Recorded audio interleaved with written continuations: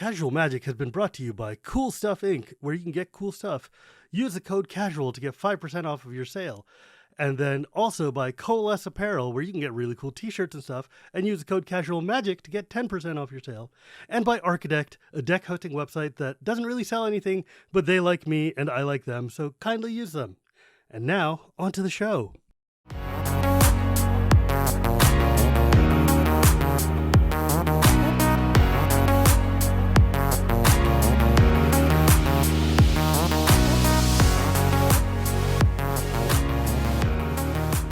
Hello and welcome to Casual Magic, the show where we talk about the fun side of Magic the Gathering. My name is Shivam and Bhatt, and Casual Magic is brought to you by Cool Stuff, Archidect, and Coalesce. I say it every time, they're all awesome. You should support them so they support me.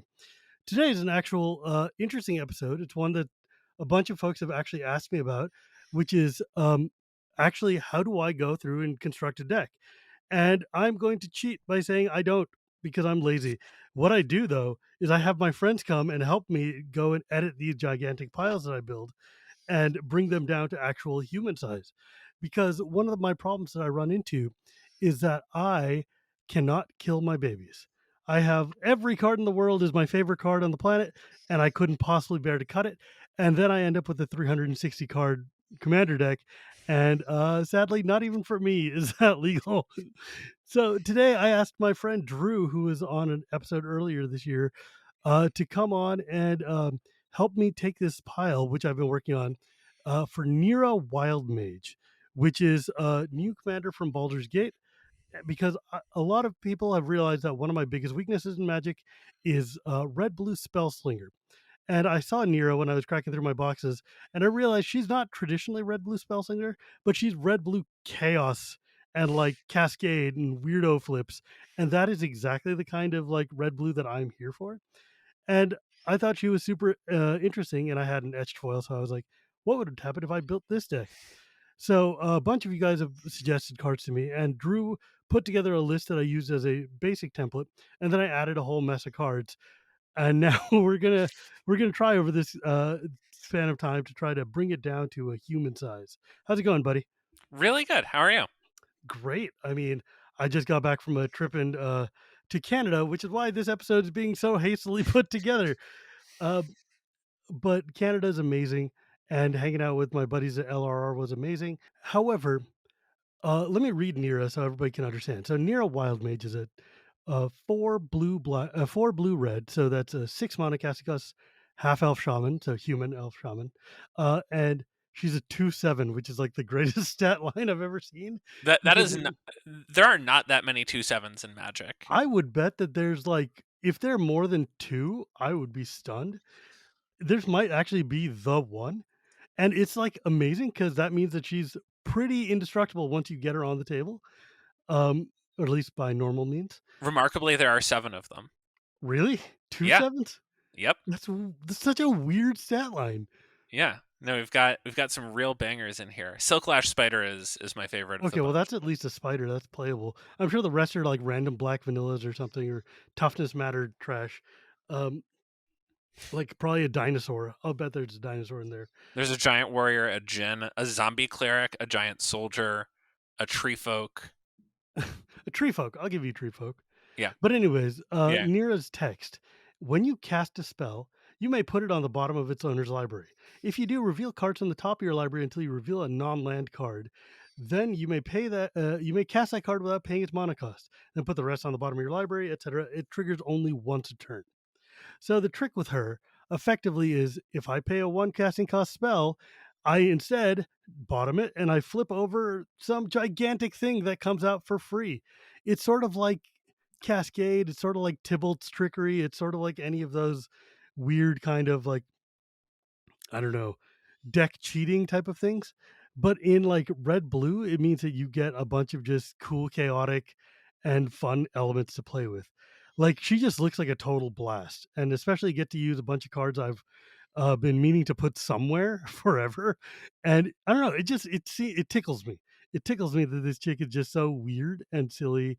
One thing I did learn though is that the spell that you're putting on the bottom no longer resolves. So you're casting the spell, and instead of it resolving, it just goes to the bottom. So that means you can't double dip, basically. which is Yep. fair. Yeah. There's so much about this whole like text box to go into, and we can get into it over the Sure, course hit of the me, man. episode. What is your top level thought on here? So you look at it and you're just like, okay, I sort of get it, right? Like you it first of all, it says you may, right? So if you want, you can just like have your stuff resolve. Sure. Um but obviously like you didn't really put this like 6 mana 2/7 in the deck to like not use its ability. And so the ability triggers only once each turn, which means that you are sort of incentivized to like have some instance and like do it on other people's turns. You Right. can't just like The turn your each grip turn of is such a neat yeah. turn phrase, right? Yeah, exactly. And so it's like, okay, like you should be doing it with sorceries on your turn and then like instance on their turn. Um it also matters it helps if you know what the top of your deck is, or like the top few cards of your deck, so that ideally you're not like hitting a mana rock. But Mm, you also, right, like it's sort of bad if you're like, oh, I cast my 1 mana thing and I turn over another 1 mana thing. Like you didn't really do a whole lot there. mm. And so that's like one part of it. Another part is if you want, you can copy stuff, and the copied stuff just gets copied and played, and then you get to like bottom your first thing. Another one is whenever you cast a spell, you may put it on the bottom of its owner's library. So it's a little nod to like, well, if you can cast other people's spells on other people's turns, then you can like make their spell go away and get one of yours. That was one of the lines of text that really got my juices flowing because I was like, wow, there's all these cool ways to steal people's spells or to like, borrow their stuff. And then just to take it and shove it on the bottom of their deck and then get a freebie off mine just Right. seems to tickle me. Yeah. Now, this style of deck definitely does disincentivize some traditional things. Mhm. Like obviously flipping over into a counter spell that might be helpful once in a while, but it might also just be like, well, I boffed myself, right? Yeah. There's always going to be whammies on this kind of deck, and that's fine. Because half of the fun of this kind of deck for me, especially, is that you have a chance of whiffing. Like I realize that not a lot of people like to whiff and like, oh yeah, we want consistency on deck. I'm like, first off, if you want a consistency, you're not playing Neera, right? Like this is not the deck for you. Though I'm sure you could find some way to power out crazy time consistency in this deck. But for me, the joy is like I'm gonna throw down an opt, and what comes off the top? Well, it could be an ancient silver dragon. It could be a gear hulk. It could also just be another opt. And then you're like, oh crap. Um, but I don't know. I think that it's real fun, especially since you guys have all heard me over the past 100 and whatever episodes. My favorite thing in Commander is not knowing what's coming off the top. Now, one of the things though, as we've been working on this deck, is that you, Drew, gave me this hard lesson here, which is that if you're playing this kind of deck, you do actually want to know at least something of what's coming off the top. So you do want to have your sensei's tops and you want to have your, scroll racks and whatever, just because like you kind of want to minimize those whiffs. Yeah. But I think the joy is in like still making sure that there's weirdo things in your deck to just accident into. Oh, absolutely. I mean, Yeah. I feel like a big part of it, right, is like you're trying to maximize sort of your cascade hits, except you're building your entire deck with sort of the inverted mana curve of a cascade deck, right? Whereas cascade decks are like, oh, I'm casting Bloodbraid Elf, and so I want everything that costs 3 or less to be like something that I'm happy flipping over with Bloodbraid Elf, whether that's like a creature or a removal spell. That's Uh-huh. like how sort of like old standard Jund was built. With Yes. this, it's like, all right, I I want to cast, opt or whatever, and I want to flip over like something that costs 6 or more, so that Mhm. I'm just like getting some cool thing. And I don't really know what it's going to be, both because like my deck is a singleton deck, and because like, you know, That's half the whatever, fun, right? there's a lot of stuff, right? Yeah. But ideally you want it to be like somewhat relevant, right? And so Mm. like as sort of a preview, right? This probably cuts against a lot of sort of deck building norms, but probably you don't want to cram the deck full of mana rocks, just because like if what you're doing is like, oh, Cheating. 20% of the time I hit like, you know, an Izzet Signet, it's like, well, is that like you already have enough whammies if you're like, oh, like I cast my opt and I hit Wrath of God. and like nobody else has creatures in play, it's like, all right, like that's whatever. I put Wrath of God in my deck for a reason. Right. I cast I cast Up and I flip over Izzet Signet. It's just like, all right, well, I guess like that was my one trigger for my turn, and I'm just gonna like Whoops. say go. I Yeah, guess then, that does. You're right. That does kind of suck yeah. because like if you look at the way this deck is built, there's a whole bunch of low mana cost, super easy spells that either like do deck manipulation Hmm. or are like one drops that do direct damage. Your Yeah. lava darts and lightning bolts. Um, but the other half is like, you know, all of the cards that people use to trash as commander cards, right? Like Right. Exactly. blatant thievery, which is it costs like 7 mana, or freaking Octavia I put in here. She costs 10 mana. Yeah. Like you want to have cards that like I think the real trick here is you want to play cards that will let you get stupid things for dirt cheap. Right. Like if you play opt into omniscience, that's sweet, Yeah, right? that's great. And you probably, because you filled your deck with 9 drops, you probably have a few 9 drops that you can just then cast for free. That's the Yeah, dream, right? right. Or like a mind's dilation, right? Like Yeah. that card is so sick.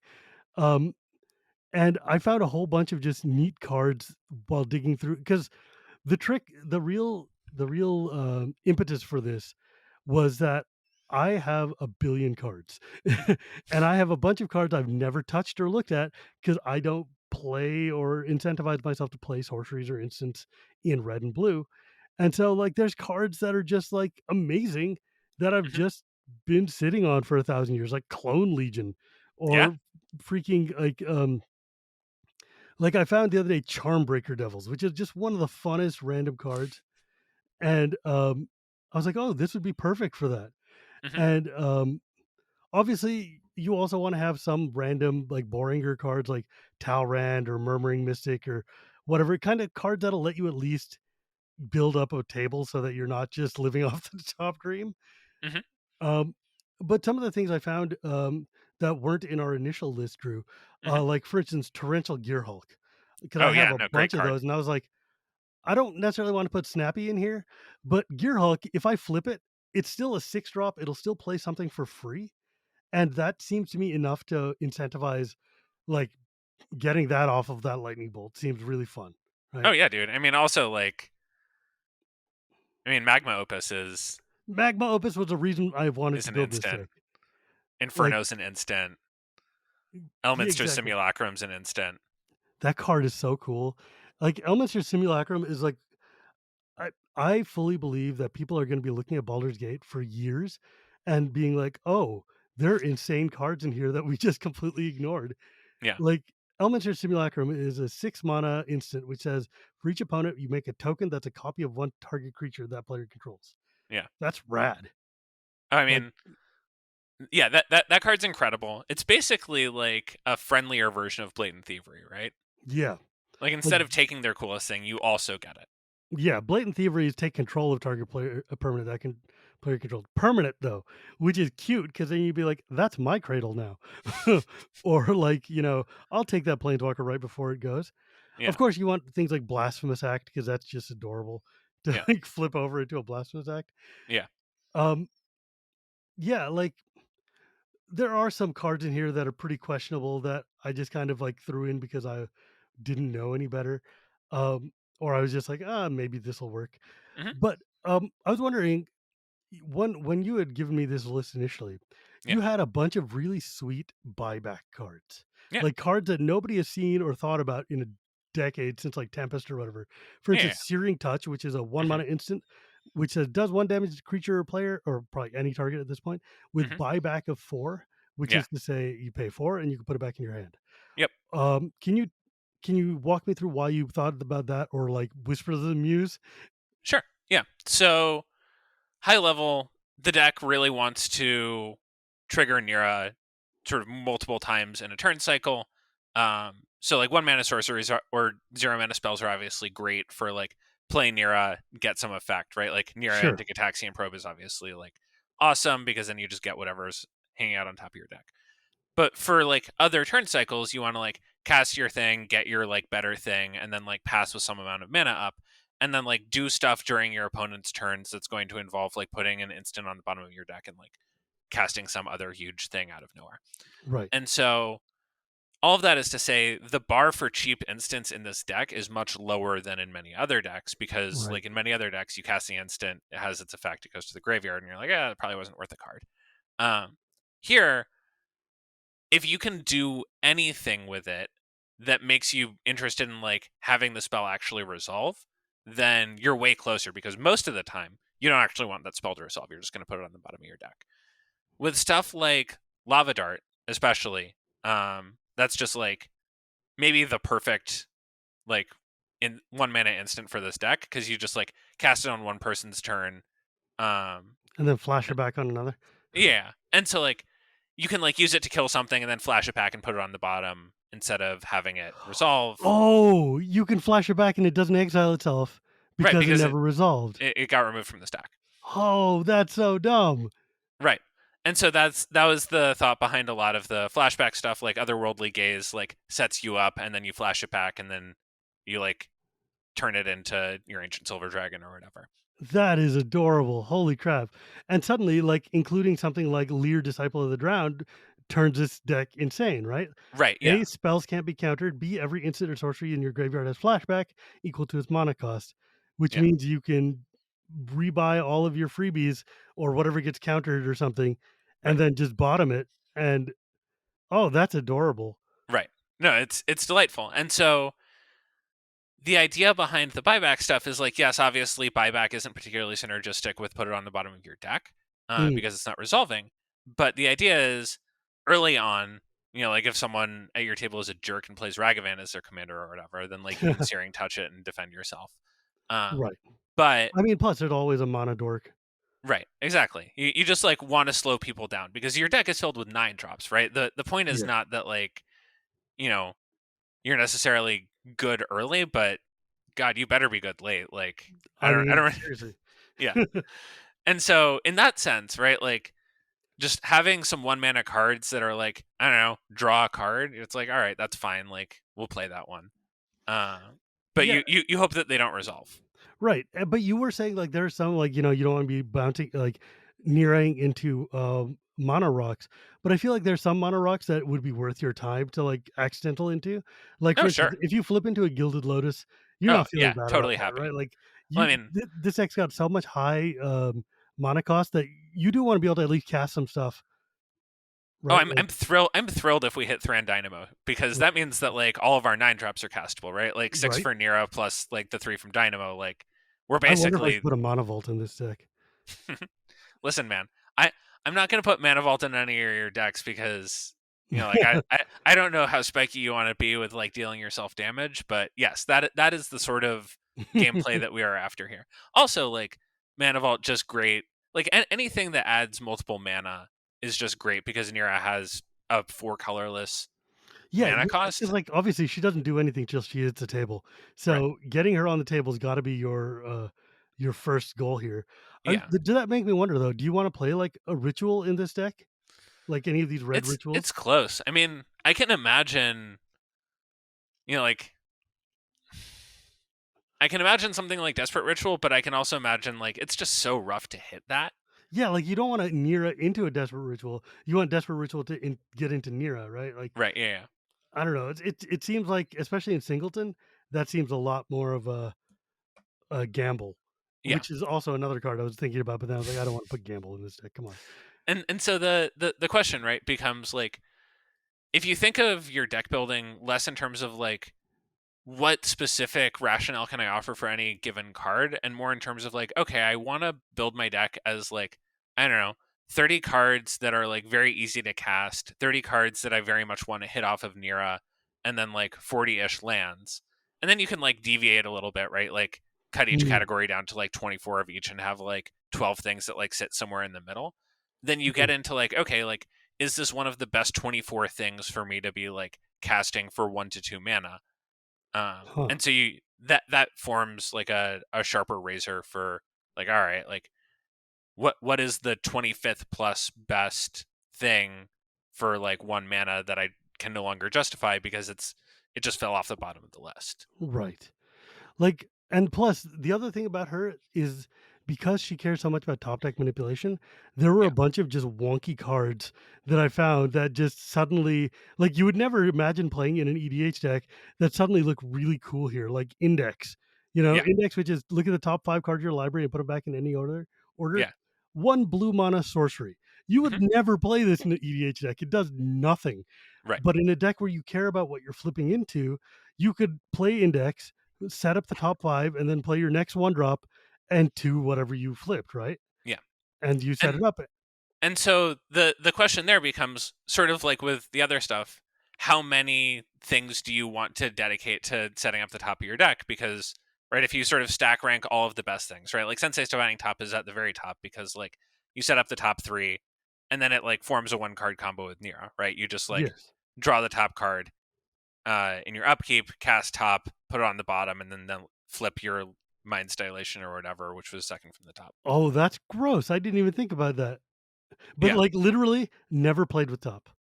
Oh, Can you dude. believe I bought a top for this deck?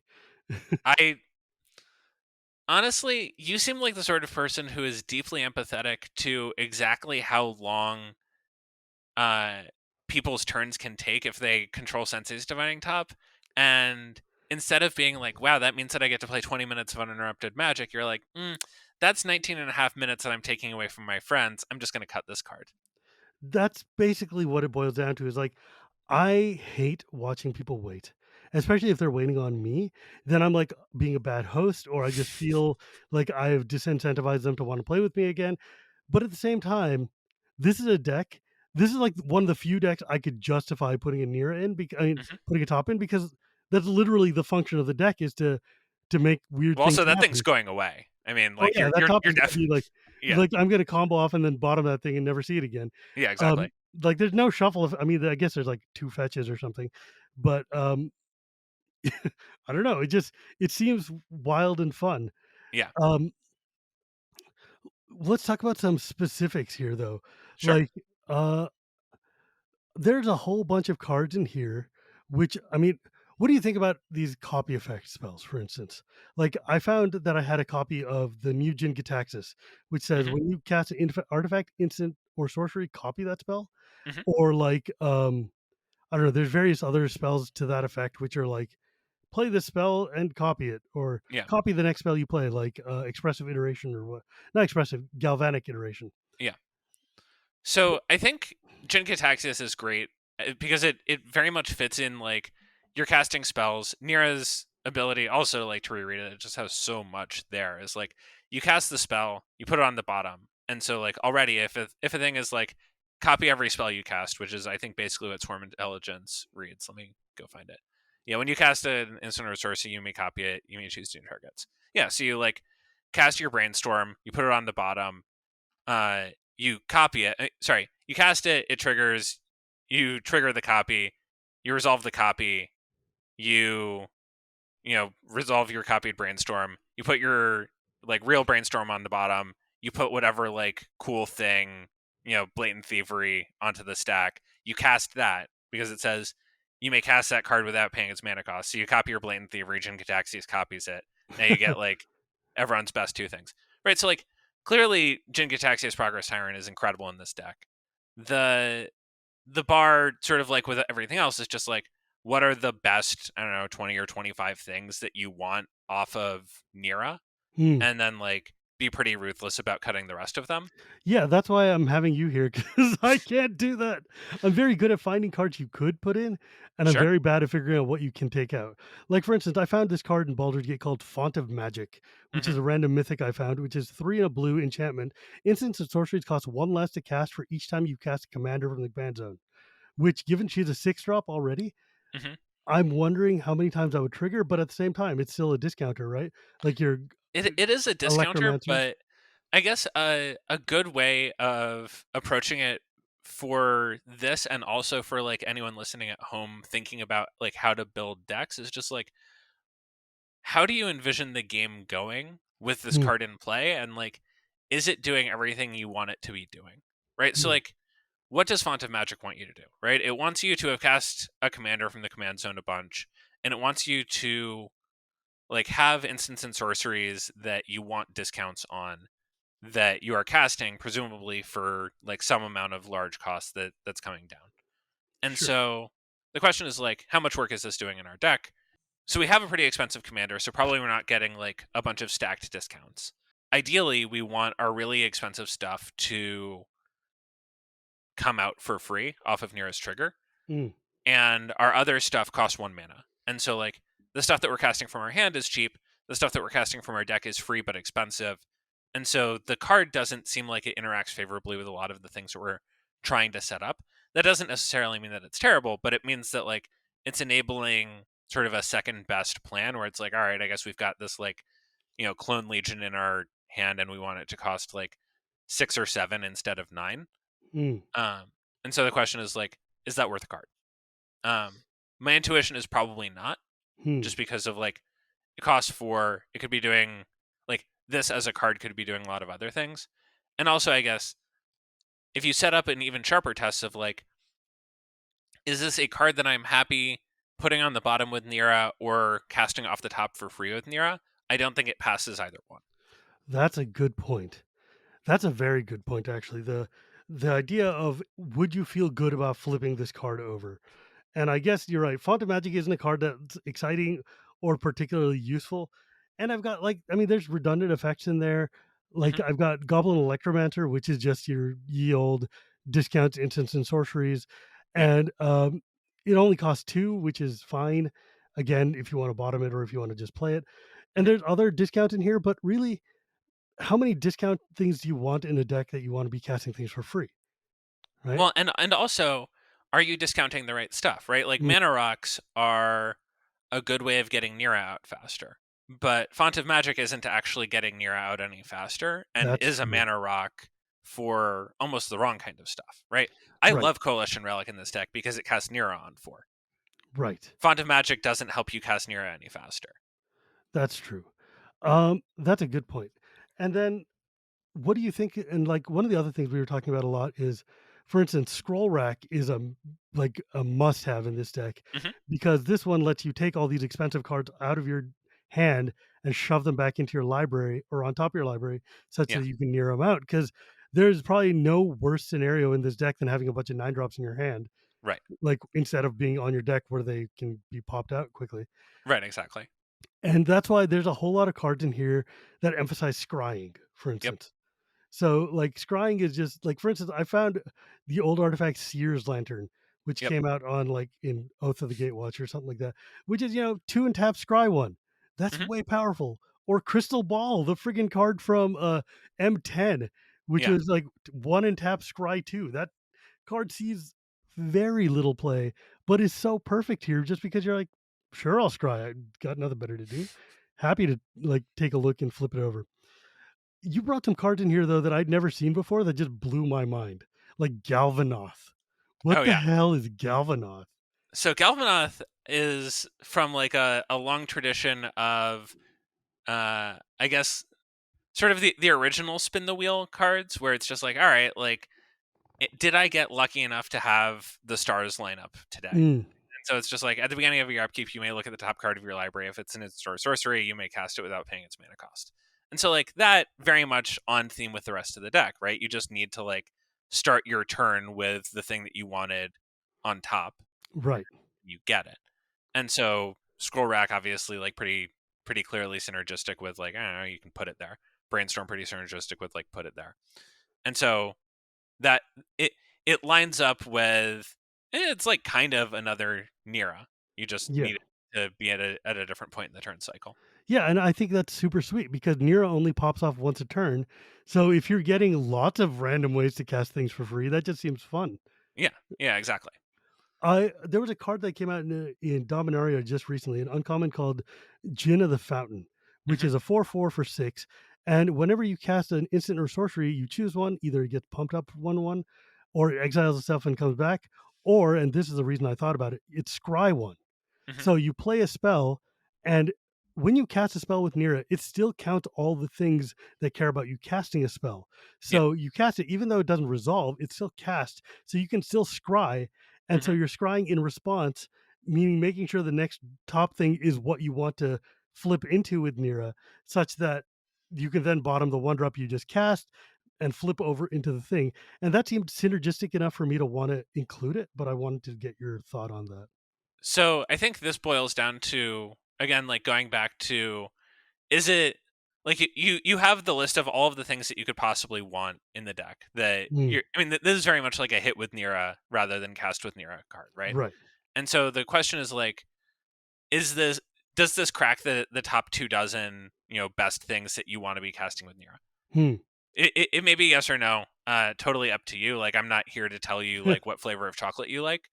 But if you think You about it are, that way, though. You are. I mean, if you want, I can like give you my own stack rank. But like it with that as sort of a heuristic, if you buy into it, it's just like, okay, like I think the best one is probably Omniscience because it casts all of your other stuff. Obviously. Probably like the second best one is like, I don't know, Swarm Intelligence because it copies basically everything in your deck. Like, I don't know. I like Mind's Dilation a lot, and sure, but yeah, I mean, sure. There's lots of things you could do. Like, I think this deck is also really silly with Arcane Bombardment. yeah, Um, But yeah, so I mean, this card, like obviously you would flip into it with Neera, but it just seems to me so synergistic in the sense of how it triggers the scry thing. I mean, hmm, yeah, it is a 4/4. That's not as good as like I don't know, Diluvian Primordial or yeah, whatever Itali. It still seems kind of neat, but was unsure about it. yeah. It seems like it's probably somewhere in like the bottom edge of your stuff that you want to hit with Nira. And Hmm. so I think it's sort of competing with your Octavias and your, you know, uh just like going down the list here. Your, you know, metallurgic summons and just like Metallurgic summons, I'm yeah. kind of on the fence. I think the metallurgic summons would be really cute, but my downside is that my copy's in Chinese, and so I'm Mm, incentivized to like not feel bad if I have to pop it. But yeah, it is a really good card, though. For those of you right. who don't remember your Kaladesh, this is a 3 blue enchantment that says when you cast instant or sorcery, create an XX colorless construct where it's equal to the mana value, and then 3 blue. You can exile this to return all instants and sorceries from your graveyard to your hand, but you have to have 6 artifacts in play to trigger it. Yeah. So, that's a lot of text for a foreign card, but at the same time, it's also so synergistic with this deck to just make big beefy things. Yeah, no, I mean it's basically, well, and also the creature tokens it makes are artifacts. So like Yeah, if you it have enough of synergizes those. with itself. Yeah. And so like I put it in like a similar ish category to Shark Typhoon, right? Where it's Mm. like you hit it and you look at it and you're like, ah, this is like fine, I guess. Like it's a big enchantment and like it'll pay me for playing Magic for the rest of the game. Uh Whether or not that is sufficiently satisfying for you versus like, I want to cast World Fire. I don't know. Like you don't seem like the sort to cast World Fire. Can But you like imagine? I think like Clone Legion and Blatant Thievery are like closer to the top end of the like best things that you're going to be hitting with Nira. Mm. And so the question is like, what is the texture of sort of the bottom half of the list? Is it wraths? Is it stuff that sets up your like second and third and fourth hits, right? Because Jin is like a four. It's you hit it and it's air elemental. And Yeah. you're like, all right, like I don't know, is air elemental good? Like in some contexts, probably not on like turn 5 or whatever. And so is air elemental with a bunch of text worth it for turn 6 onward? Hmm. Up to you. That's a fair note. I'm gonna have to put a mark on that to just remind myself to take a look later. Um, there was a card I found. Which the other half of this has been so fun for me has been just going through my crates and being like, "Oh, what is this card? Could it do something?" Like I found this. You used to look at it and be like, oh, it has a blue border. All right, yeah, this one goes in Yeah, the skip bulk. past it. Who cares? Yeah. Like this card, Mnemonic Deluge, which is another mythic from Commander Legends. Uh, it's a 9 drop, which is what immediately caught my attention. Next was exile target instant or sorcery from your graveyard. Copy that card 3 times. You may cast the copies without paying their mana cost. This seems like a big, explosive, cool kind of hit. Yeah, dude. But I mean, also a graveyard, not your graveyard. So like, I don't know. Gavin plays Storm Herd, and you're like, all right, I oh want my Storm god. Herd. Can you imagine 3 Stormherds? That's so gross. Right. Yeah, so that seems like a really fun kind of like like punches of face. Yeah. And I don't know, I'm just so excited to try this deck out just because there's so many weird cards and Yeah. so many like cards that just do interesting mega expensive things, which just strikes me as commander, like Oh, Soulfire absolutely. Eruption. Yes. Choose any number of target creatures, planeswalkers, or players. For each of them, exile the top card of your library, and then it does damage equal to that card's mana cost to the permanent or player. Hmm. So it's just like, and then you can play the cards just for giggles. Yeah. Uh, it seems really gross and silly. Yeah. No, it's great. One thing that I wanted to note as you sort of talked about scry cards, returning back to that for a sec, is Yeah. how big of a difference there is between scry 1 and scry 2. Hmm. Because a lot of your play pattern with scry is you're going to like scry either as a spell on your turn or as an effect at the end of someone else's turn.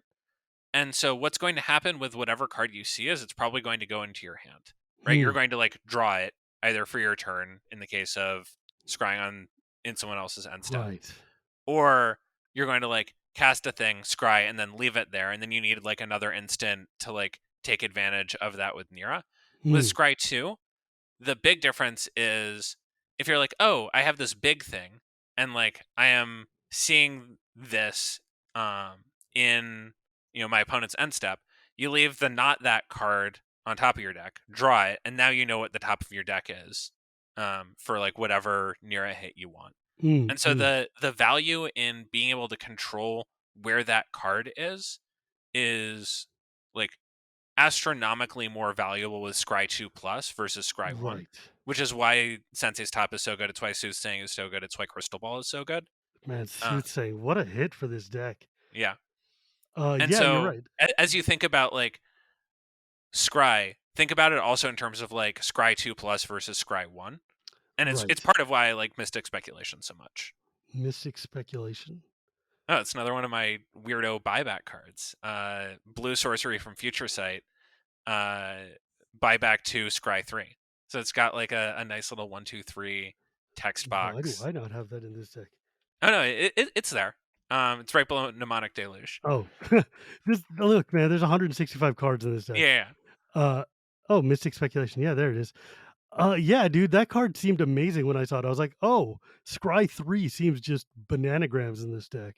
yeah. No, it's incredible, right? So you like once you're set up, you just like cast it and send it away forever. But you can just like spend 3 mana setting yourself up or like pushing a bunch of cards that you Right. don't want. Like, for instance, I found this one, interpret the signs. Scry Hmm. 3 and then reveal the top card of your library and draw cards equal to that card's mana cost. That seems like a really both a great hit for Neera and Oh also God, a yeah. good way to like manipulate the top deck. And I I was like, mean, you're drawing all of the stuff, but interpret the signs is basically like 6 mana draw. I don't know, like 9-ish cards. I mean, which is so actually amazing with Nira because you're going to get to a point like if you just sort of like let the game play out in your mind, right? You're like, okay, so what am I doing? I'm like spending a bunch of resources, getting Nira onto the table. I'm casting a thing, and then like flipping it over and like putting stuff into play or putting stuff onto the stack that like affects the board. hmm, And so over time, my hand is actually going to be quite small because like I'm dedicating a bunch of resources to futzing with the top of my deck. My board is going to be developed and or like interact well with their board, but there aren't a lot of pure draw spells in this deck, which is actually totally fine. But interpret the signs becomes like way more contextually valuable in that sense because it refills you. Like a lot of what this deck relies on is stuff like flashback and buyback to like get effects and also keep cards in its hand. hmm, Especially when you think of like, okay, you have 4 cards and you have a Neera play in 4 mana, and all of them are 1 mana instants because you're incredibly lucky. So over the course of the next turn cycle, you're going to empty your hand and cast 4 random spells from your deck. Most of them do not actually put cards back into your hand. They like copy stuff or like cast other spells or wrath the board or like put a giant dragon into play. And so you're incredibly efficient at emptying your hand, which again makes draw spells that much better. And so interpret the signs is like something that I'm way more enthusiastic about as a result. yeah, that card is just sweet. Um, I put Lightning Bolt in here because, Ah, frankly, that's great. it's Classic. Lightning Bolt. I'm not gonna. I'm sorry. It's a one drop instant. It'll either pop someone or it'll flip into something. There's no shame there. It's basically just like a slightly worse Lava wait. Dart. Oh yeah, it's a slightly worse lava dart. Yep, there we go. Somewhere a bunch of It constructor doesn't players just flash had back for heartburn. 0. Yeah. a bunch of a bunch of constructor players just had heartburn. Don't know why. Uh, oh man, we like God. There's so many, and the other benefit is there's all these great Strixhaven cards that I've always wanted to just use, and this will give They me did a a chance. bang up job with the Strixhaven cards. Like so many good cast big spells slash care about casting spells stuff in that deck in that set. Like Yeah, really, really hats off to those folks. like I've been thinking about this card, Zafai Thunder Conductor, who is the leader of the Prismari Commander deck, Hmm. which was it's got whenever you cast or copy an instant or sorcery spell, scry one. If that spell's mana value is 5 or greater, you get a 4/4 blue token. If its value is 10 or greater, it does 10 damage to an opponent at random. I actually should put that in this deck. That seems like exactly the kind of nonsense you want here. So I think with Zafai, part of you want something that costs 10 or more. There just aren't that many spells that cost 10 or more that don't have X in their casting cost. Yeah, And so my impression was always like, oh, you want Zafai with a bunch of stuff. Like Zafai probably is in the deck that wants the one that we were talking about earlier, uh Font of Magic, right? Where it's right, like, okay, I've cast my commander once or twice, and now my X spells cost right. less to So it cast, goes but in they're like a still fully Mizzix deck powerful. or something. Yeah, exactly. Okay, yeah, that makes sense. And maybe not in this deck because most of the spells are going to be onesie twosies. Um, I don't know. It's just there are like you don't want to like flip into a Vandal Blast, but at the same time, you don't want to not be have a Vandal Blast in your deck because there's I always mean, going to be artifacts to remove. Vandal Blast passes the front side of the test with ease, right? Like Yeah. you, someone plays Soul Ring, you blow it up. Like everyone else is like no hard feelings. The person with the Soul Ring is like you're a jerk for playing Vandal Blast. Um, and then later on, it's like all right, like Vandal Blast your treasure. Just kidding. Put it on the bottom. Cast Octavia or whatever. Yeah. So I've put in also a couple of other like just cool cards in here Hmm. that like for instance, Sunbird's Invocation is one of my favorite cards ever. I've been looking for a home for it forever, which is when you cast a spell from your hand, reveal the top X card to your library equal to its mana value, and then you can cast a spell like that. So basically you cast that opt, and then even if you near it, you can still look at the top and cast it, and or if you near it into something else, and that thing else is big, Sunbird will still let you like look through the next 9 and cast another one. Sadly, not right. I don't think it puts it in your hand and then casts it. It casts it from your library. This says from your hand to stop you from doing that probably. Yeah, but Yeah, it still is cute though. it is cute. It's cute, it's But fun. part of why Malik Izzet Paragon is particularly fun in this deck is because you one get to see what the top card of your deck is all the time, and two, Neera does cast from your library. So Right. three, when you cast whatever sweet thing from your library, Copy Malik it. copies it. Yeah, when I read that I was like, "Oh, that's absolutely the grossest thing and Hmm. exactly what belongs here." Oh yeah. And then there were cards like Stolen Strategy and Itali, which basically are the kind of B theme for this deck, which is if I can't be casting things, I want to cast your things. Yeah. And I don't know, I love these cards. I think they add a lot of chaos and interaction to a commander table. And everybody laughs when you flip out an Itali because they all want to see what kind of nonsense is going to happen. Hmm. And I don't know, I just think this is the exact kind of deck for that. Oh, absolutely. And I think it also goes back to you know if someone flips over an elf, right, with a Tali, then you can cast that elf as your first spell, put it on the bottom of their library, and then get your thing, and then cast out everyone else's stuff that you actually want to resolve. Mm, And so sort of takes you back to it triggers once a turn. You can just bottom other people's bad stuff and then cast everyone else's good stuff. So yeah, you exactly. you do get a lot of choices about how you want to maneuver everything. So I have one question for you. You Hmm. put in Bloodfire Colossus and Inferno, which are Yeah. two cards that for some reason I don't have either of. Why did you think why did you think about those? Oh, so this was when you posted the thread on Twitter. I forget who it was. Um, chimed in and was like, "Hey, I have this deck, and also I have these cards." I had originally put in, I think Blasphemous Act and a few other wraths because I was like, I don't know, this is the biggest wrath that I can think of. But dealing 6 to everything is basically like dealing a zillion to everything. Like there aren't that many 7 toughness things as we've recently learned. Um, But like dealing 6 to each creature in player is gonna wrath most boards. Hmm. And if it doesn't wrath it, then you can probably steal it with Blatant Thievery. And so, importantly, it keeps Neera in play, right? Neera has 7 toughness. And Right. so, that being a wrath that also doesn't kill Neera was the big revelation there. And also, Bloodfire Class is just a huge 6/6. Okay, well, I need to go find these cards then. I think it will run you approximately 35 cents from whoever your sponsor is. Yeah, like it'll be a nice dollar total for both of these guys.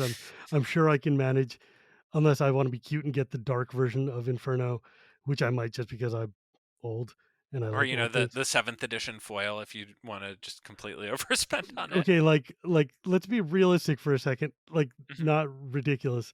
mhm, Um, and I threw in Rowan and Will, the flipwalkers from Strixhaven, just because they were there. They seem to synergize with instants and sorceries, mhm. but like I could take them or leave them because Planeswalker and EDH are always just kind of like a, eh, Yeah. Now I imagine that this deck is probably not going to be great at defending itself. yeah. I would expect that sort of the politics of your table are going to be like you show up with Nira, you do nothing for 3 to 4 turns, and you're like, God, I hope people don't attack me.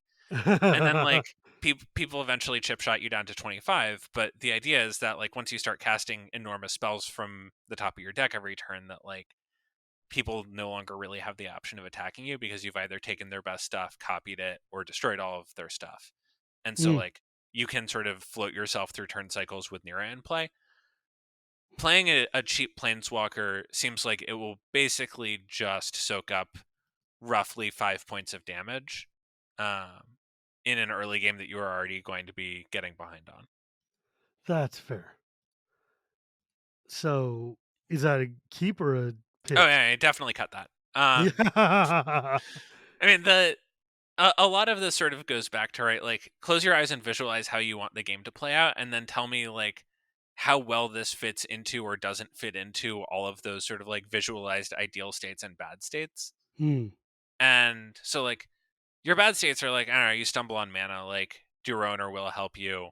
No. Like, does Font of Magic help you? Like, probably not.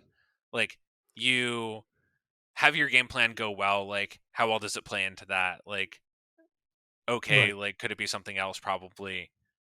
And then, Yeah. like, um, something weird has happened that is like a normal failure rate of the deck, right? Someone decides to kill your Nira and you have to just like mess around for a few turns. Like, is it the best thing you can be doing with like 6 or 7 mana available? Like, also no.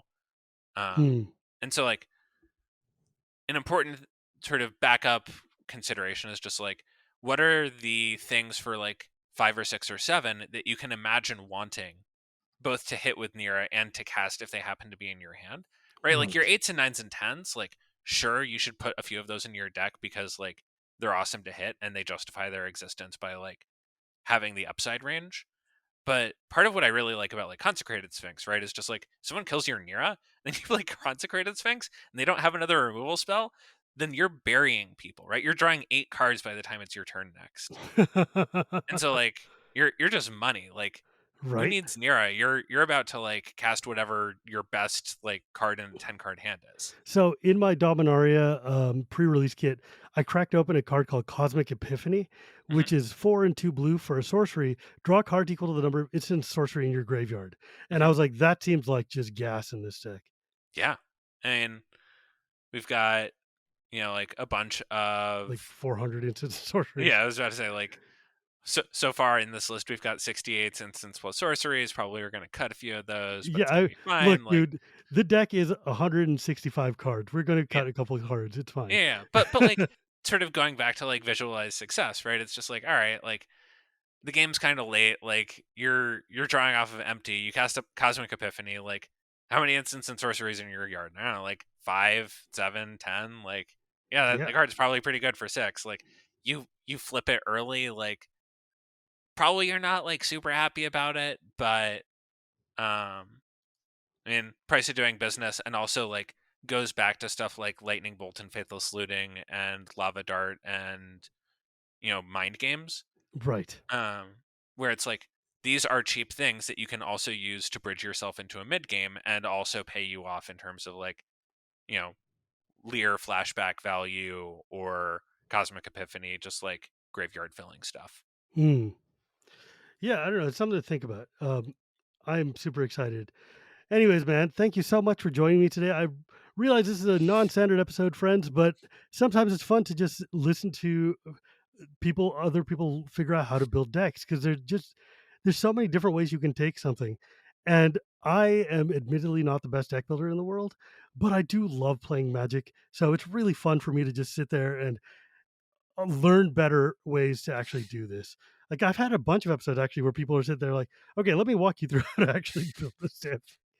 I frankly, they're some of my favorite episodes. Anyways, thank you so much for joining me today, Drew. And Thank you for having me, Shivam. let's see, where can people find you? At Drew Levin on Twitter, and I imagine by the time this episode goes up, the It's going up architect. tomorrow, so Yeah, we may or may not have a 100 card version of this deck by the time it goes up tomorrow. yeah, well, let's hope. And as always, you can find me at Gear Pretty Gears. You can find this podcast anywhere podcasts are sold, or at Cool Stuff on Tuesdays, or at YouTube on Thursdays. Thank you, EK. And remember, my friends, it is not magic without the gathering, and we will see you next time.